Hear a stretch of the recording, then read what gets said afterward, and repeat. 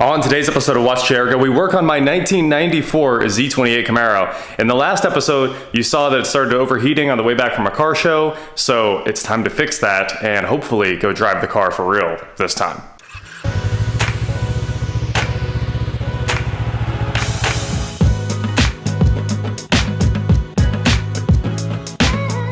What is going on, guys? I am Watch Chergo, and today we are here in my garage because the Audi is not in it. The Audi is in Florida at Hefner Performance, and they are going over everything to make sure it's got a clean bill of health, turning the boost down.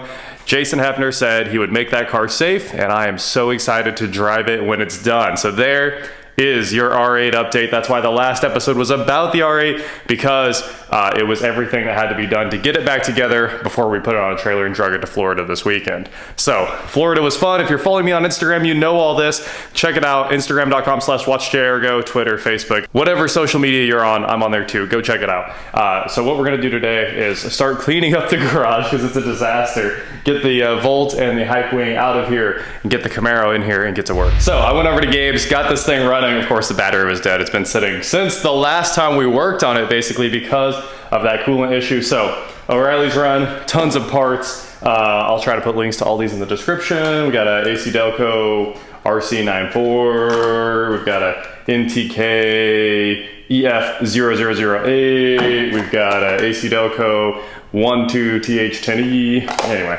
bunch of stuff. It's like a new radiator cap, thermostat, temp sensor, the coolant level sensor. If you guys know the 4th Gen F body, almost every single one of these has the light on for coolant low on the dash. And typically the coolant's not low at all, but it's a super common failure. This car is exactly at 200,000 miles, 200,909. That is crazy. I thought it had like 150 on it, but it's going to be the first time it's gotten a coolant level sensor, which is mind blowing because typically they fail all the time. So today I'm going to show you guys how to do that coolant level sensor, change all this stuff, vacuum fill the coolant. So let's get in here, fix the cooling system, take it for a drive. Hopefully the car is truly fixed this time because I want to drive around. It's got that brand new Hooker Blackheart exhaust from Holley. Very excited about that. It sounds super good finally. And well, I've got the hood open. I'll put the battery on the charger. Hopefully we can recover some of that while we're at it. All right, now we can hook the battery charger up. The cap goes right there. We got to do that. Thermostat is hiding in there under the intake elbow. We got to take all that apart. And the coolant level sensor is buried right down there.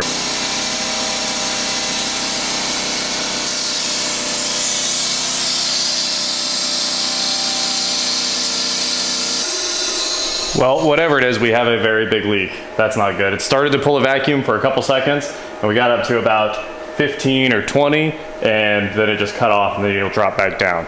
So, time to do some troubleshooting. Well, the coolant sensor is a possible leak. There's an O-ring seal on there, and since it's never been changed, I'm gonna go ahead and start there. It's easy. If you pull the battery, this job gets a lot easier. So, I went ahead and disconnected the battery, wiggle it out of this hole, and now I can go back here and put it on the charger where it needs to sit for a long time. Coolant level sensor is right there. Pop that connector off, unplug it, maybe clean that because it looks like it's just absolutely destroyed. And then there's a little clip. It looks like you can just push in on this and then wiggle and it should come out. And I'll do this quick in case we spill any coolant. Oh, just kidding, we're not gonna spill any coolant. Also, that might have been salvageable. Look at all the trash in there. It probably just uses a contact closure. So if there's liquid in there, it works kind of thing. Hole's not obstructed. Put the new one in. Done. Hook up the connector. I'm gonna clean it real quick with a wire brush. I got a pretty cool new tool. This is Snap-on's dual camera inspection camera here. And I can turn that and see that the clip definitely locked on the bottom, which was kind of hard to verify. So there you go. Look at this thing. One camera on the end, another one on the side, and you can just hit a button to switch between cameras so you can look down or at the side of a cylinder wall. Pretty happy with this thing, brand new. Here you can see why I thought it was the cap. As you can see, the O-ring seal is all rotten. There's no way that was gonna hold any pressure. So I bought a complete AC Delco replacement. That way it looks factory, makes this thing kind of keep its charm, and it's a better seal setup actually. Then I'm going to fill the thing all the way to the top with coolant, and then we'll pressurize it with that thing. I'm just gonna block the Venturi hose and hopefully put some air pressure on it from the air compressor. I'll turn the regulator all the way down at the air compressor. I should be able to get that low enough that it doesn't overpressurize the system. And I hope we see a leak. If not, we're probably in big trouble. If it is the head gaskets, I'd say that's an absolute worst case scenario. We'll just cross our fingers and keep troubleshooting until we are sure that's what it is. I went ahead and pressurized the cooling system. There is a slow drip. It's pretty minute. I'm really, really hoping it's the radiator at this point. It's wet all over right there. So maybe it's the hose, maybe it's the radiator. It does look like that did not leak, so that's good. Found the problem, not as bad as we thought, not head gaskets, but go ahead and hit F in the comments for, we'll use the inspection camera to show you here. See all that water bubbling? That is the actual plastic side cap of the radiator, just inside the coolant level sensor. It is puking coolant out. And honestly, it's all over the fins there after filling this thing all the way up. So it's just absolutely blowing coolant out the side. Of course, when the car gets hot, that expands, the crack gets bigger, and it just dumps the coolant. Time to make a quick call to O'Reilly's, hope they have a radiator in stock, and go from there. Luckily, everything else to support it's there, and it'll make changing the thermostat easier, getting everything out of the way. Unfortunately, this is a fun one, automatic transmission, so we've got the trans cooler lines in the radiator, all that fun stuff. It'll take a minute to change, but I'm gonna go ahead and shut off our air supply into the system there. You can hear all the coolant blowing off and start tearing things apart. All this has to come off, this has to come off.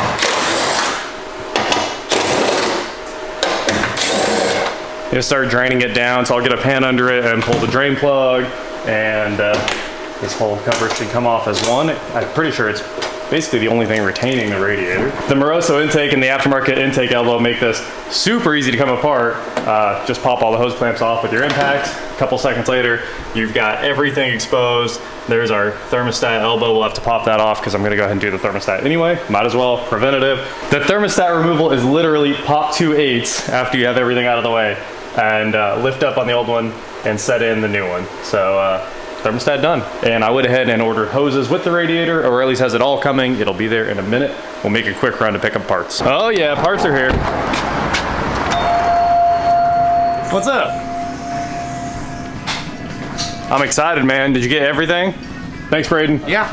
I'll be back. I got the radiator in the car, got some hoses. Let's get back over there and get to work on the car. Now that the driver's side radiator hose is off, I'm pulling the cooler lines over here. You can see I've got that one loose, and it's probably gonna make a mess when I pull it back. I still have to get the bottom one off, but getting the radiator out of this car is supposed to be very, very easy. It was like this on the C5 Corvette too. Basically, you lift up the AC condenser until you get out of the tabs. I just did that. Just lift up a little bit, comes forward, and then the radiator and the fans, we'll probably just take the fans out with it. They can come out as a unit and just slide up. It sounds so simple when I say there's just a couple of tabs to get the thing out of the way, but it ended up taking, I don't even know how long, a long time. Hopefully, this thing's completely free now. Fans are off. Coolant lines are off. Cooler lines, that is.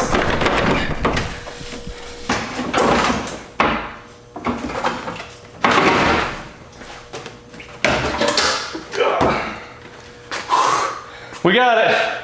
That was a lot of work.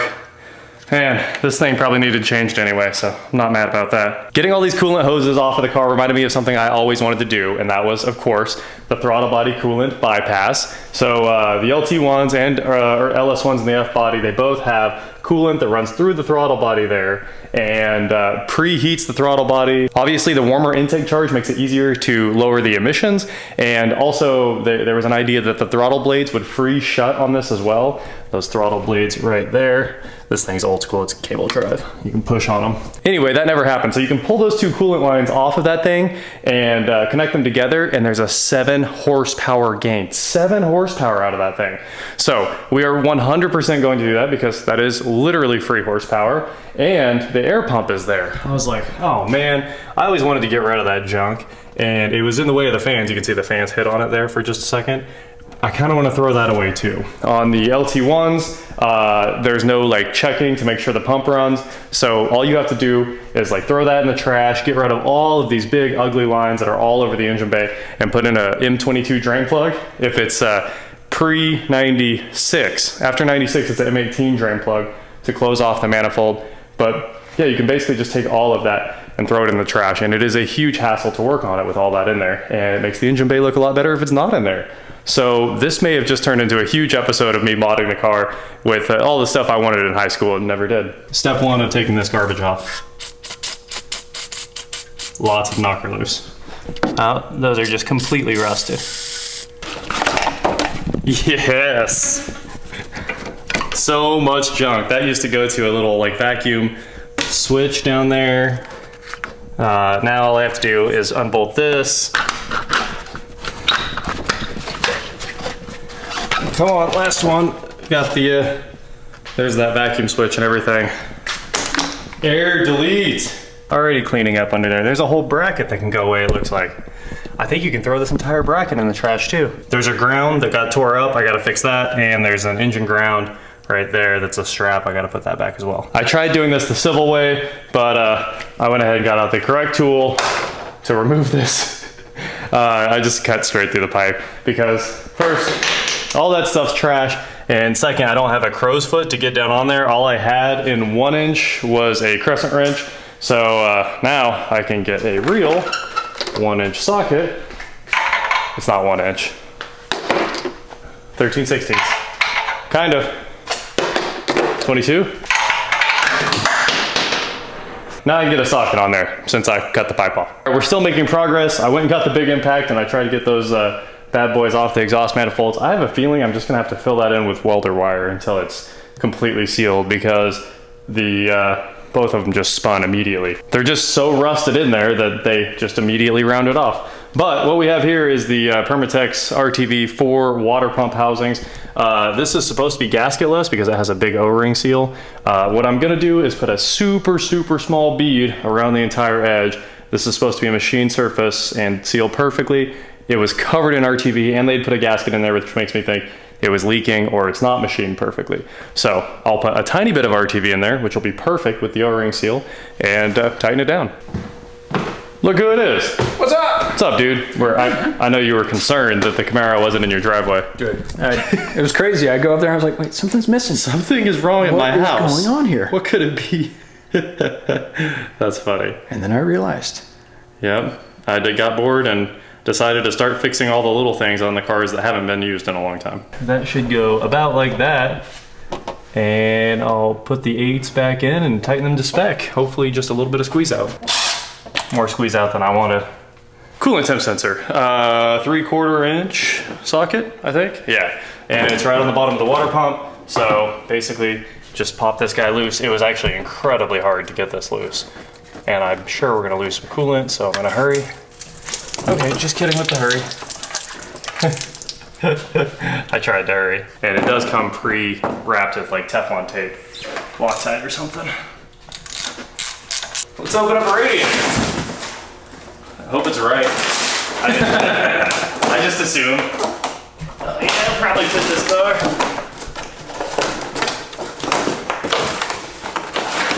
It seems right. It's got hooks on both sides. Looks close enough. Yes. If you put the sensor on now, it is super easy. You can just push until you hear the snap. I would say that's a lot better install. Wiggle, wiggle, wiggle, wiggle, wiggle, yeah. I mean, I know you can do it by yourself. Oh, it's just so much easier with 2 people. Some extra hands. Yeah, so we basically got it right there. The only thing we have to do now is put that bottom little piece on, right there, and then slide the condenser into it. Okay, that is the easiest radiator install I've ever seen. That's been a part of? Yeah. Yeah. Let me take a look at this. Oh, cool. It even gets rid of that little hook that holds the condenser line. All right, man, we did it. Done. The fans are in. It was getting this back together with 2 people was so much easier than getting it all out by myself. Yeah, Gabe, you showed up just in time, man. Sweet. I was actually gonna quit for the day and then finish it up tomorrow, and then it took like a few minutes with both of us. So I've got the transmission lines back on. That's actually one of the biggest things. It takes quite a while.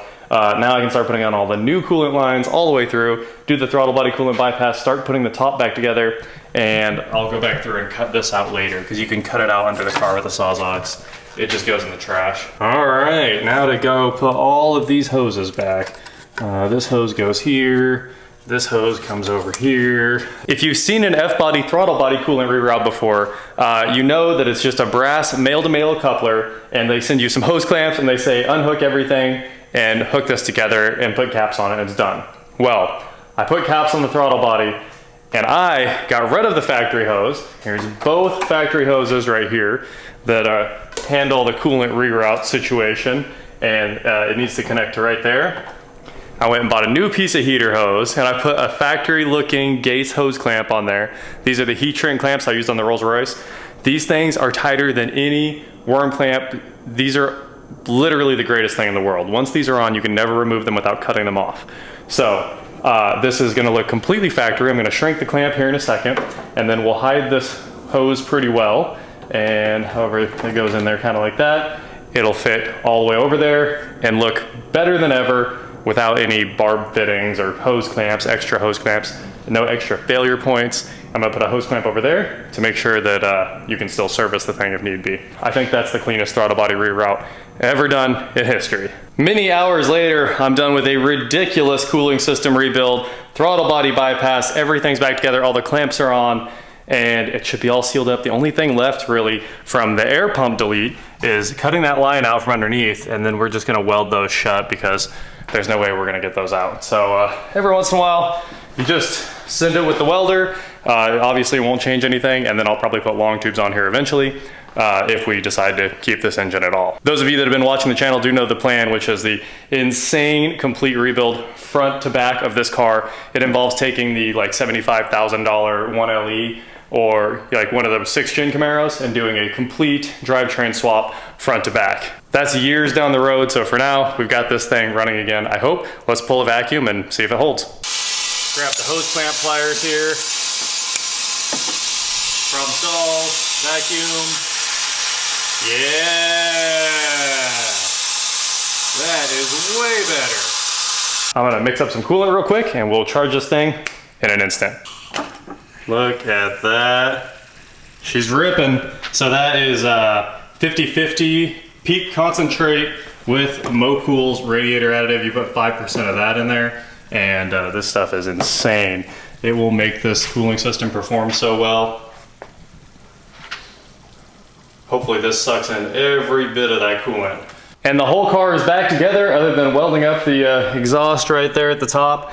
I'd say it looks pretty good. Much cleaner under the hood. I tried to clean as I went just to make sure it was super nice. Let's see if it runs.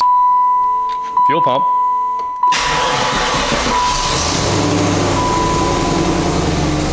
No more low coolant line! We are down to almost no lights. I am liking this car. Well, I'd go drive it like I said I was going to, but I wasn't expecting to have to weld up the exhaust. Josh said he's down to work on that tomorrow. Shouldn't take more than 15 minutes or so. And then one of these days I'll get underneath it and cut out that old crossover pipe for the air system. Basically what I'm gonna do now is go through all the little things that need fixed on different cars and just keep knocking them off the list. So thank you guys so much for watching. Don't forget to head on over to shopwatchjrgo.com where you can get cool shirts like this. And please like, share, subscribe, do whatever you wanna do, and I will talk to you next time. I've never really gotten to drive it with the new radio in there, and no worries. I cannot wait to get this thing out on the road. Honestly, I've really never driven it since the day I bought it. I drove it to that car show and had to give up, and it was really close, and I was worried the whole time, and now it's finally coming together. Dun da da! It weirdly leaks a lot less than I expected. I thought that was gonna be a huge exhaust leak. Awesome.